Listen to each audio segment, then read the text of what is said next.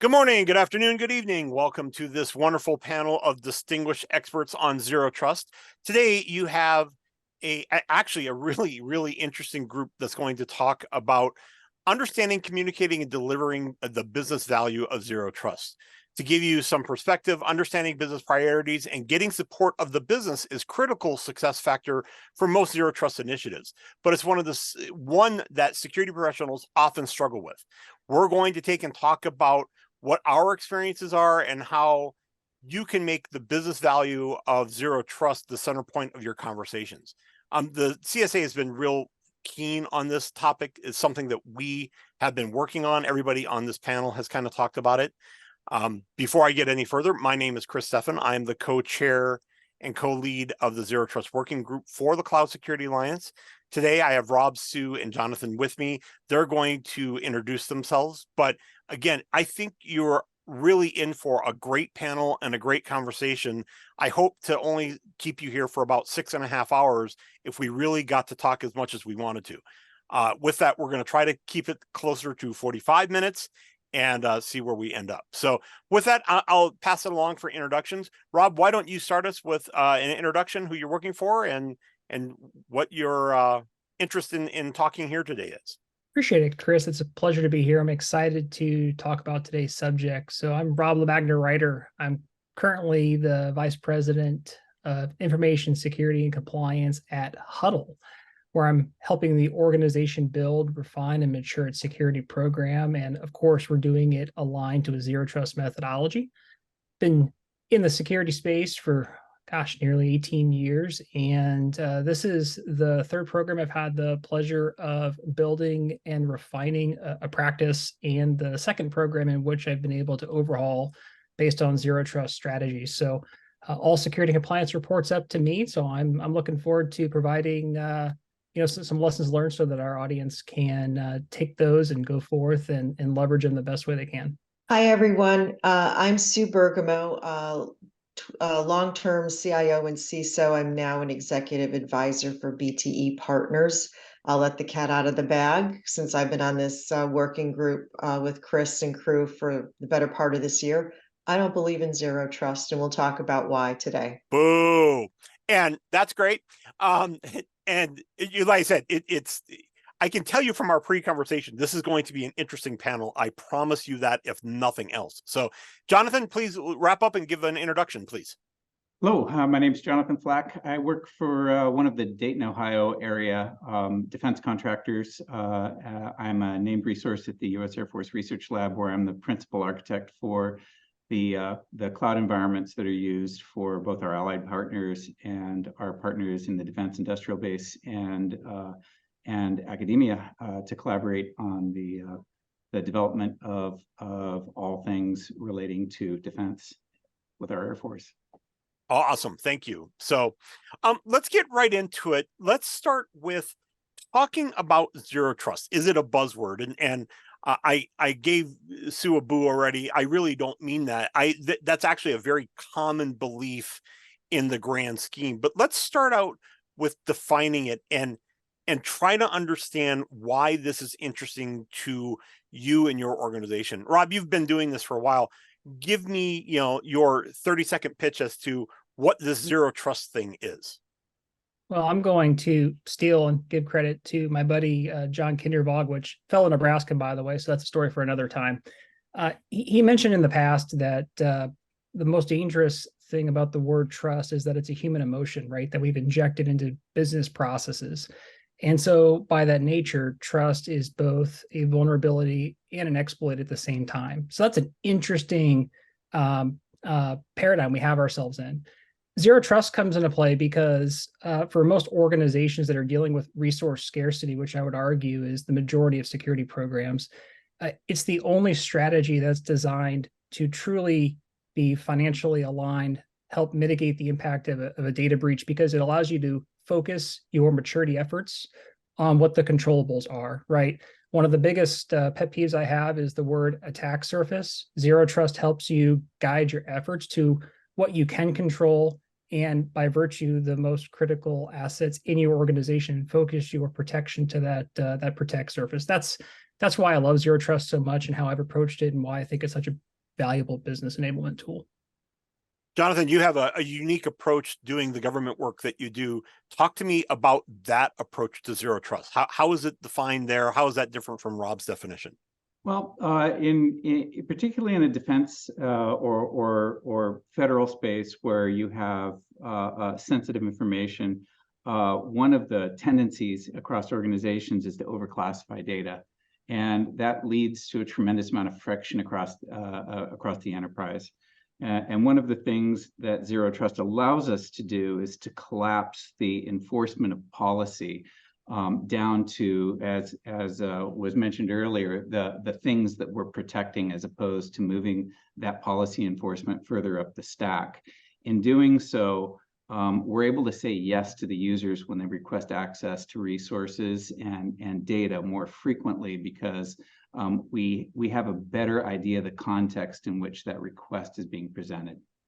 Yeah, I appreciate that. And that's definitely a way to look at it. I'm going to preface my definition, even as the moderator, and then hopefully I'll not talk nearly as much. But in some ways, I support what Sue was implying, and we'll get to her definition in a moment. But zero trust is definitely a buzzword. It's a philosophy. It's an idea.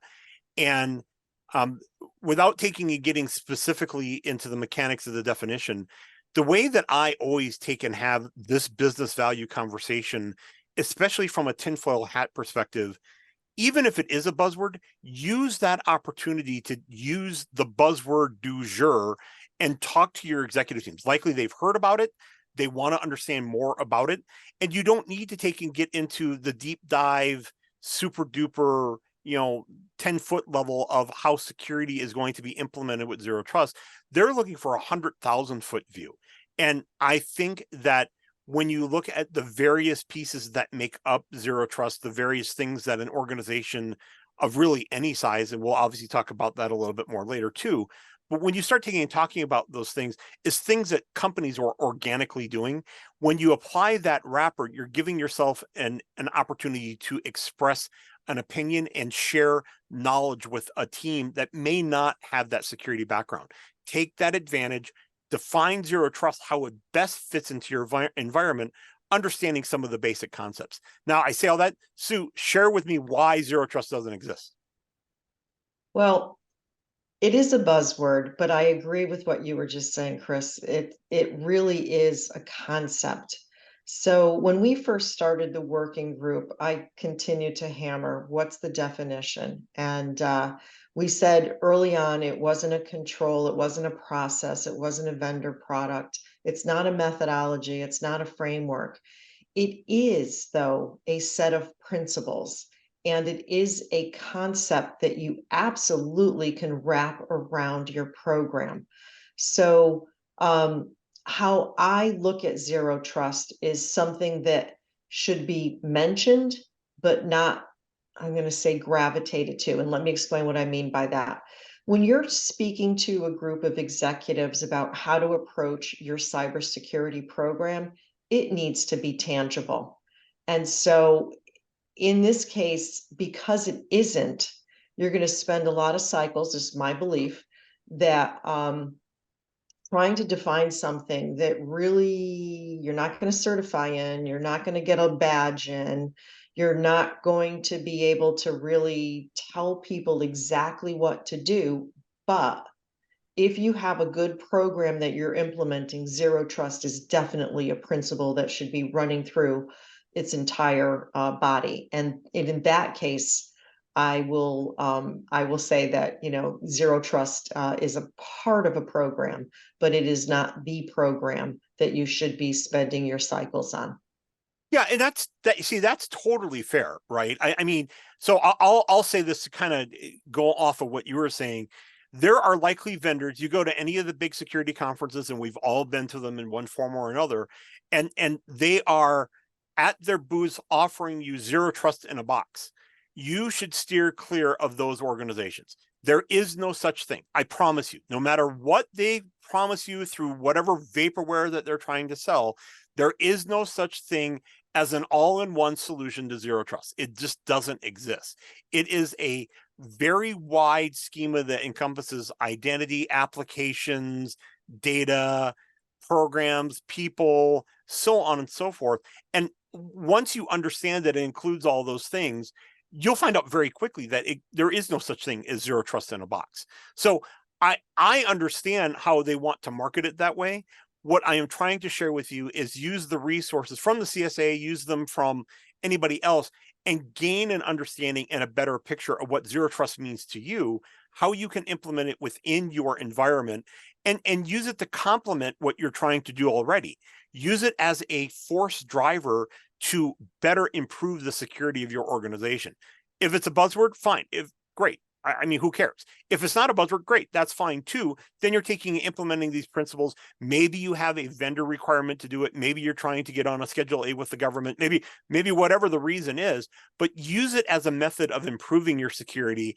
And even incremental improvements in your security are better than what you have today. That is really the value of zero trust. Not because you want to get certified, not because there's some kind of magic certificate that you're going to get at the end of the day.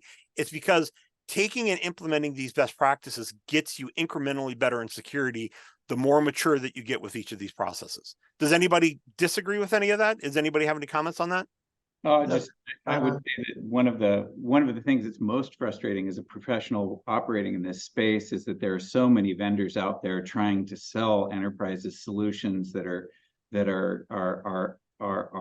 marketed as bolt-on zero trust compliance solutions, when in fact nothing could be further from the truth. I mean, it's a strategic approach to the alignment of resources within your workload environment to facilitate the application of a multidimensional policy enforcement framework called Kipling Method Policy. It's really that simple, and you can't just bolt on a new piece of software and magically, get the little silver zero trust badge. It actually is going to take work to realign the resources in a way that allows that policy to be enforced in a microsegmented environment.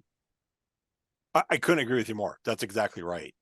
One of the things that I wanted to talk about, and this is where the meat of the conversation is, but I know a lot of people are interested in what are the best methods to approaching and implementing zero trust. I have a couple of comments, and one that I share with practically everybody that I deal with is you don't have to eat the elephant in one bite. In fact, you will never eat the elephant in one bite. There is no expectation that you do everything that you need to do to be zero trust, whatever that means, however you decide to define it. There is no way to get it all done at once. It's not possible. And so understanding that it is an incremental approach, that you will be doing a lot of different things in parallel, not in serial, understanding that you need buy-in from lots of different silos, and it's going to take a lot of different time, I think is critically important. Let's talk a little bit about some of those best approaches. Sue, why don't you kind of share some of the experiences that you've had? I've had a lot of experiences over the years, and Chris, what you were just saying just made my head go in different directions. There's so many different areas where we could start. But I guess where I'd like to begin this conversation is that you shouldn't give every resource access to everything and not question the trust, right? So in a lot of security programs are too open. That's the bottom line, and that openness brings the opportunity to exploit for the chances for more vulnerabilities to come in, and for people to take advantage of the lack, and I'm going to say it, of controls. Absolutely. So, And keep in mind too, and this is one that I harp on all the time. It's the CEO, the CIO that is always going to want to be the exception, right? But if right. I'm the bad guy, I'm the black hat in the room, I am going to, that's also one of your most public people that's out there, all over the web, all over the internet. And so when I am going to attack your company, I am going to attack him first. One, because he's the most public, and two, because he is the exception to every rule. And so if you trust him implicitly because he's the founder, he's the owner, or whatever, you've made my day as a hacker. I am ecstatic with the idea that guy is, you have the entire system locked down except for that guy, and he has access to everything. That is what the hacker's dream is. And I can't tell you how many times I've walked into an organization and said, what are the access levels of the executives? And they say, well, they have access to everything. And I'm like, Of why? course, They're not even using half these systems. that's right. Why? So, it's questioning and validating the trust and making some hard rules and not assumptions on the access levels. The other thing too is, I counsel a lot of folks on HR and financial systems. Where are the checks and balances, right? So the accounts payable person who's signing off on invoices, who's validating and checking, that access level to the bank accounts. So it's about validating the trust and verifying that the trust should be there. And then in that case, zero trust is worthwhile to look at.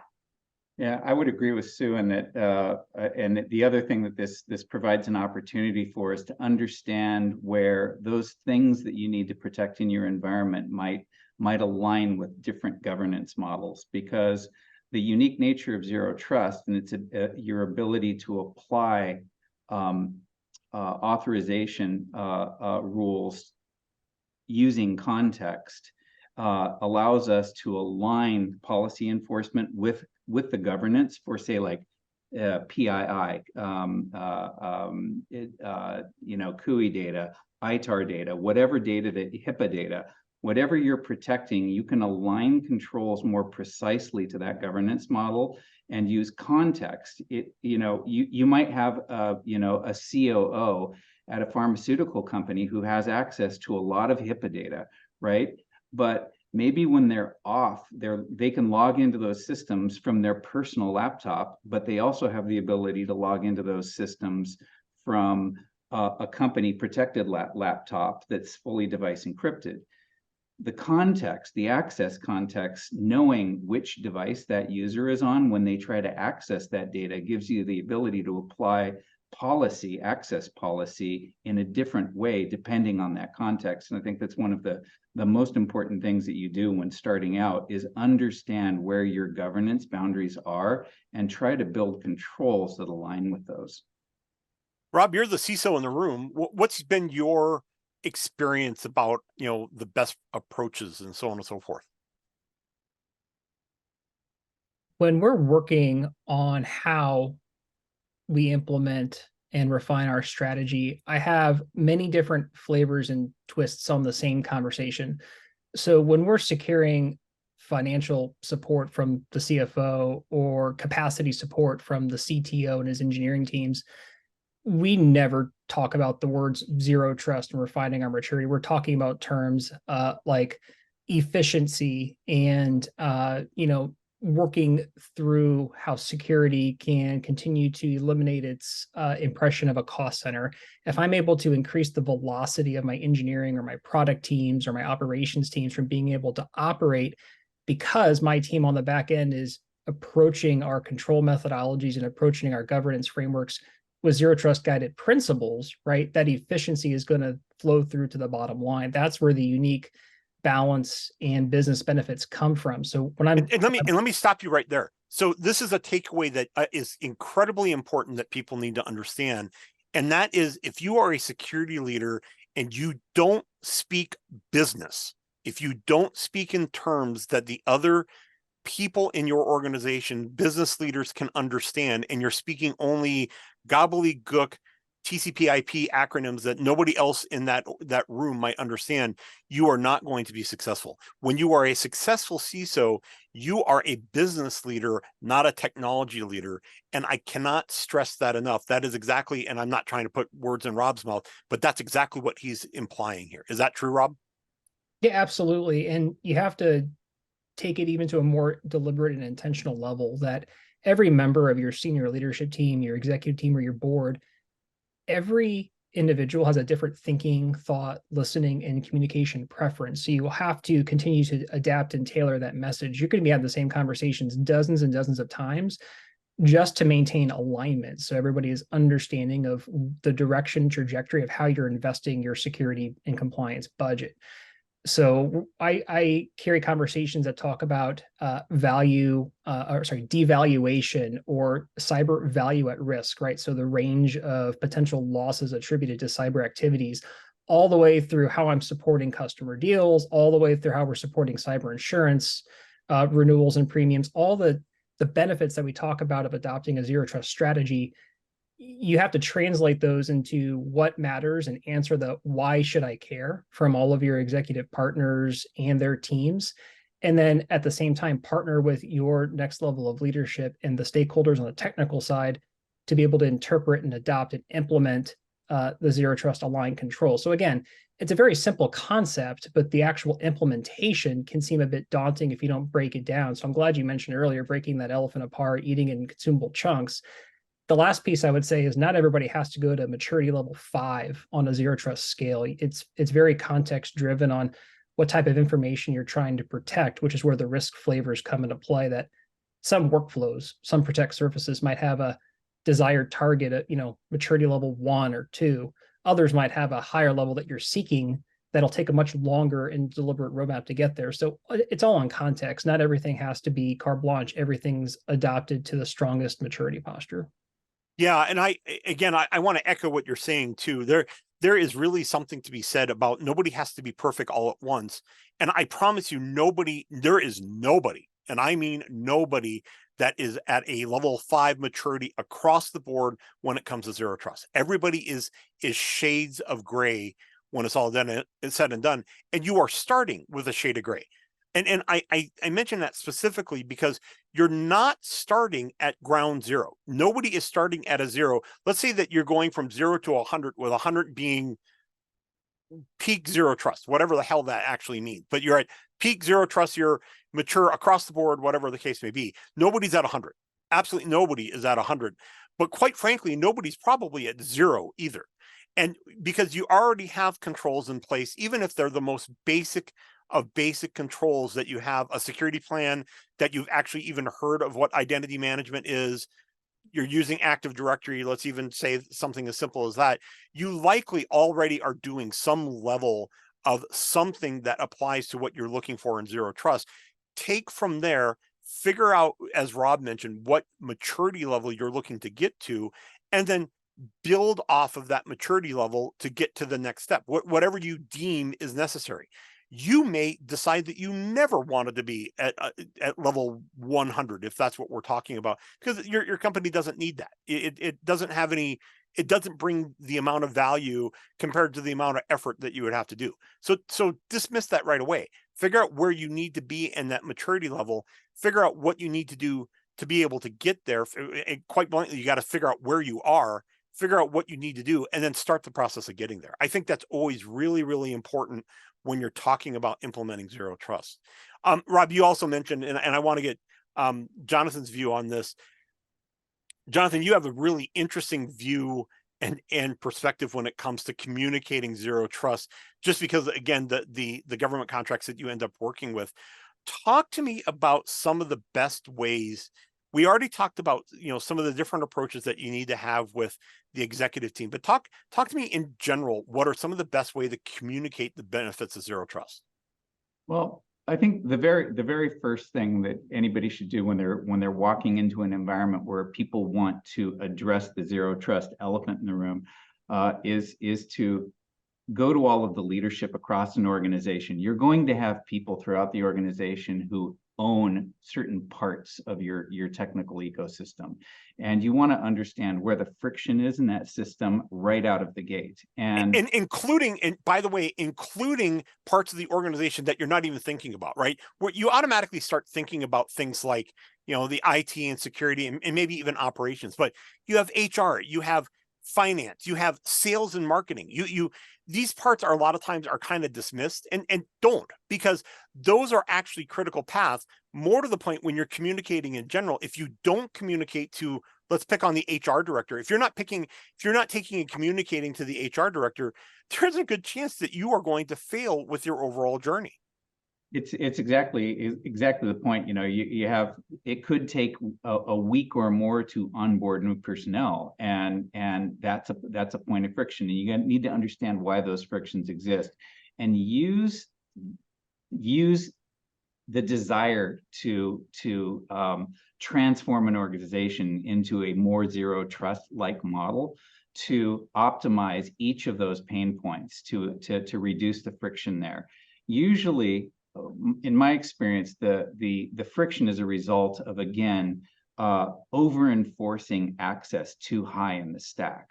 And by moving policy enforcement closer to those things that you're protecting, you get that ability to, say yes to your users' requests more frequently. The other thing that I think is really important to do is to recognize that, like software, security in your architecture is never finished.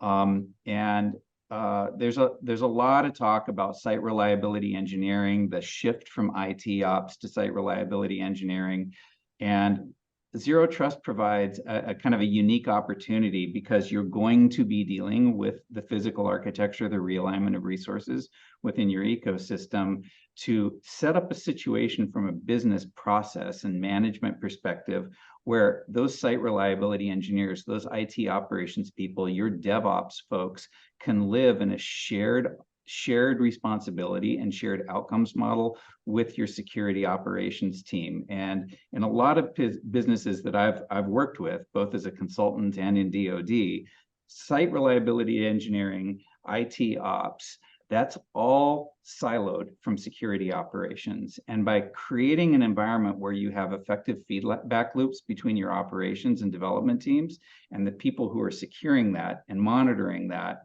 you can continuously improve that architecture over time. And I think, again, software is never done. We should never look at our architectures as being done, and we should use this as an opportunity to continuously improve them. Awesome. Sue, I know that you literally do this for a living. Talk to me about, even if you aren't talking about Zero Trust, talk to me about how you communicate the benefits of security ideals and security parts of the security that you want to improve in your organization. Talk to me how you communicate those with the executive team to try to get them implemented within an organization. I think that's a great question, first off. And I actually think that there's two different layers here to consider when you're trying to bring in Zero Trust or just overall a cybersecurity program into an organization. Jonathan just talked a little bit about, the DevOps team or the DevSecOps team, as I like to say, and that is, the lower level of security that you're trying to implement across an organization at the most foundational levels of each team. So, it literally is the implementation of a various set of security controls within a framework. And that's all well and good. And that's how we continue to increase not only our maturity levels, but also those policies and the maturity of those controls over time. And that's exactly what we should be doing. But at the higher level, at the executive level, they don't care. Not that they don't care, but it's too detailed for them, right? They're running with other plays in their minds to run a business that may or may not be being impacted by economic forces, competitive forces, whatever. The executive level really they need to understand the amount of risk. And Zero Trust is one of those ways that you can talk about risk in an organization, not necessarily getting into all the nitty-gritty, but giving them an overall approach to where there are gaps in your organization based on a maturity assessment, and then getting them to understand how the program is going to bring them from a low level of maturity to a higher level and what that's going to have on customer impact. And a lot of people don't understand, but when customers trust your brand and the CISO is a part of that branding, if they talk to the CISO and they understand that they have a good program and they stand behind it, they will trust your company and they will want to do business with you. Security as a differentiator is a thing, folks. Okay. I mean, I don't want to dismiss that at all. And it's something that, as a CISO, I think that we don't look at very often is, can I use my initiatives within my organization as a business differentiator compared to our competitors? Now, if you are in the business of widgets and your competitor widget company just had a huge breach or data breach. Oh, yeah, of course it's going to be a competitive advantage. But even when you can take and demonstrate that, our ducks are so in a row that when you ask us to take and do our vendor diligence, we turn around and we are audit ready at a moment's notice. We are good to go. We are absolutely set and ready at a moment's notice. When you can demonstrate that kind of value to your operations, to your business process, even to your sales team, when your sales team can go and have that side conversation saying, oh, by the way, when it comes to security, we got that stuff down. Okay. And sometimes you're going to go, yeah, whatever. But when you can prove it, that is a business differentiator. It may sound like a minor thing, and I think that we don't talk about it nearly enough, but having that as a quiver, an arrow in your quiver, I think is really important. Yeah, we've talked quite a bit about, or have touched on the simplification and the speed at which we can serve our internal customers and employees and partners, but there's quite a bit of benefit that we can take different swags and flavors at talking about market opportunity, right? So when you're approaching your security controls and your customer trust and safety group or whatever it's called in your organization, and you're working with your senior leadership team on go forward strategy, and let's say it involves expanding into different areas around the world, or new products and services, or you're trying something out to continue to solidify your competitive advantage, or even mergers and acquisitions. Those are all areas that adopting and maturing your security program guided by that zero trust methodology puts you several steps ahead of the curve when you're talking about risk, when you're talking about how fast and the ability you're able to execute. That's some of the business value benefit that we convey to the top of the house in terms of efficiency. And I know that this can be a loaded term, but like the return on your control investment. So trying to give ranges on how well you're using the invested dollars to provide the risk metrics or the the audit readiness of your program, right? It doesn't all have to be factually dialed in down to the penny, but if your figures are based on enough data and you're providing a level of comfort and you've earned that level of trust, those are all areas in which you can provide kudos and benefit to your program and show the value of how you do things versus someone who's maybe not adopting as much of a zero trust methodology to begin with. Yeah, I know, Sue, that I kind of cut you off there. You're talking about communications and business value in all said and done, and I know that's what you do. I want to understand some of the best practices that you are sharing with those that you advise on how to communicate up the food chain. Well, I think that Rob just said a couple of things that make sense. So it's about the investment. It's definitely about the KPIs and the metrics of how the program is running. But the other thing that you want to talk about as well is the efficiencies, because at the end of the day, companies want to know that they're getting their money's worth for the investment that they've put into you. So it's one, making good on your promises. So if you get an investment, you've put a business case together with an ROI, and you say you're going to have a payback in 4 months, make sure you get payback in 4 months. But also show where that I'm gravitating toward technology right now, but also show where that technology is helping to move the needle forward. And when you have these use cases that are very tangible, that you can talk to an executive team about, I implemented X technology, and then we set a goal to automate and create efficiencies within that technology. Therefore, I freed up a half of an FTE that I put on another thing that I have a gap area in.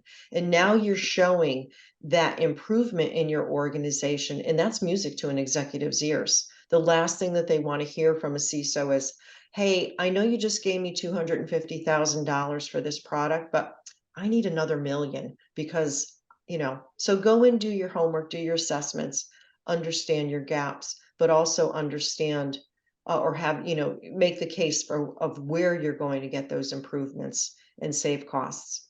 And that will help you have that conversation.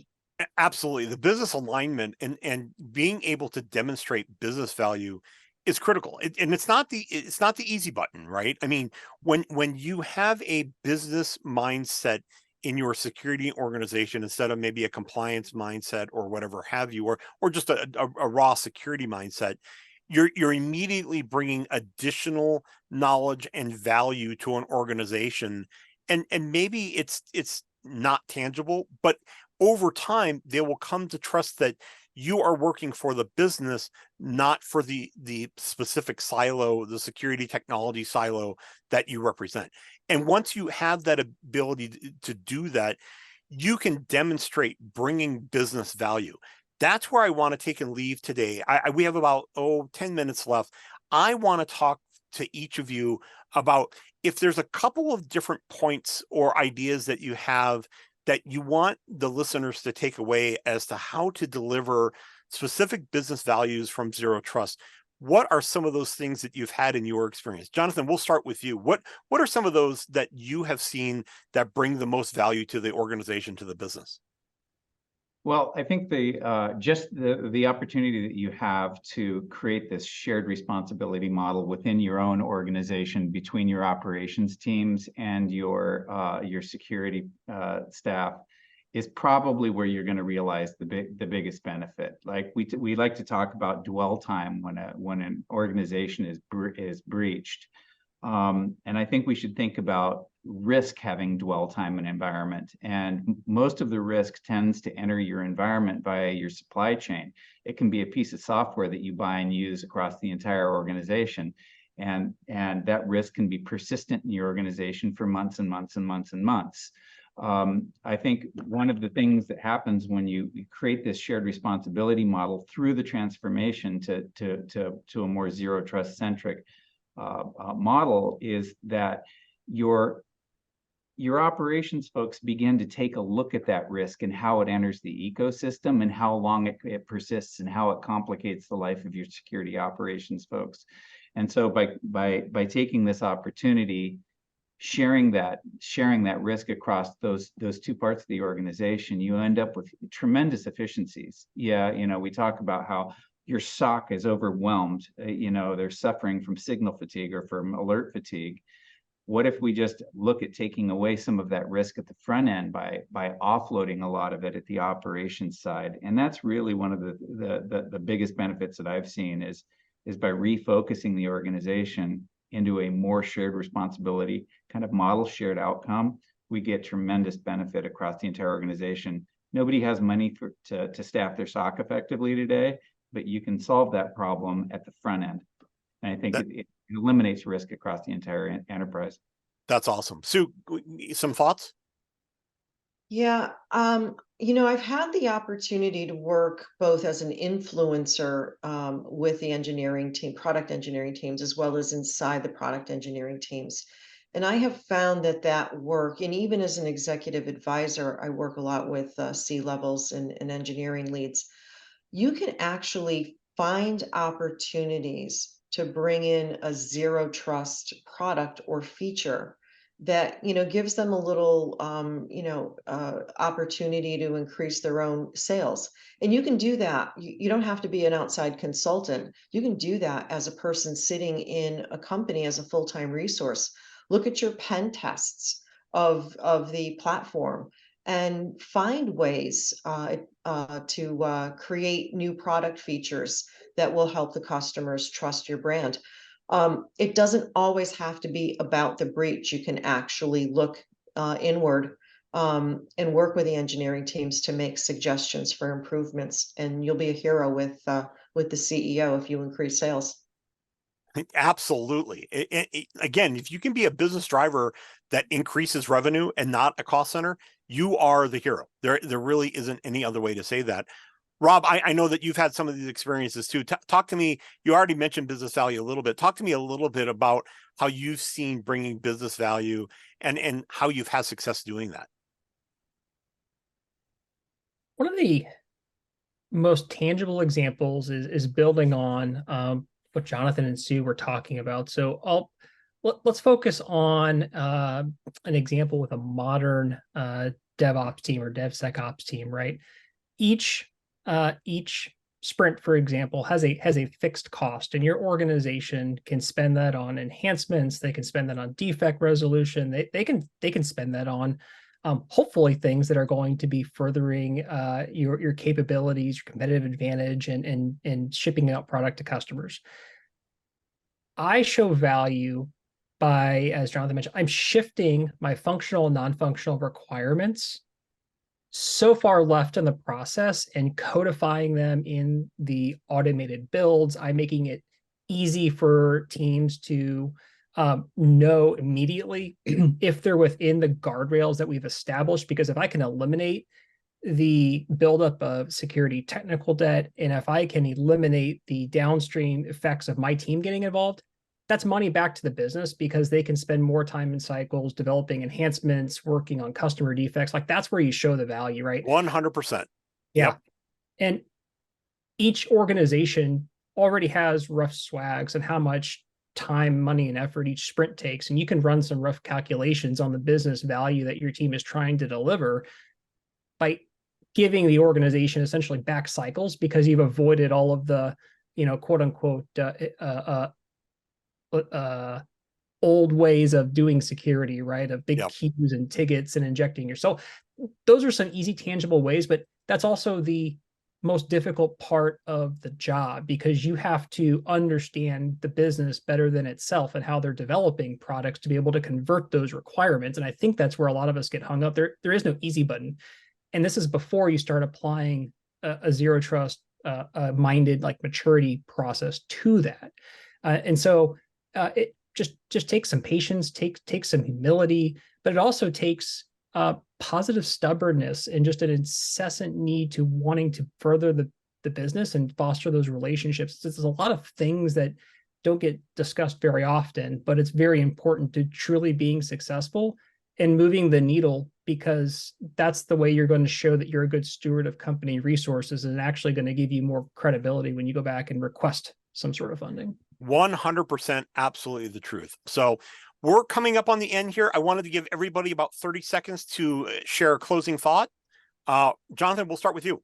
All right. I actually couldn't agree with what Rob just said earlier more. But the one thing that I want to impress on folks is that once you understand what it is within your organization that you need to protect, start with the easy things first. Know that you're going to have to iterate your controls over time, that you're not going to get it absolutely perfect right out of the gate.